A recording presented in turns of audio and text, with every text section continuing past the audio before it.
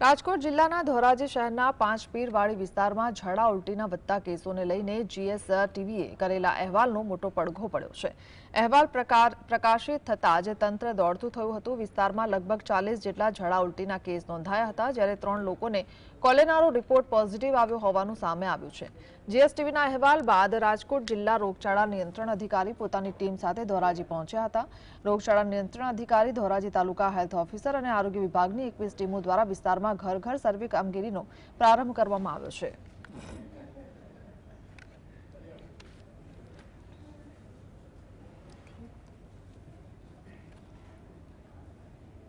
हाल कोईपण दर्दीओ कोई गंभीर है नहीं, तमामने सारवार अहींया रूबरू मळी जाय छे अने अमारी ज्यां सुधी आ रिपेरिंगनुं काम चालू छे अने ज्यां सुधी ચોખ્ખું પાણી नहीं मळे ત્યાં સુધી આ કેસોની આવવાની શક્યતા રહેલી છે।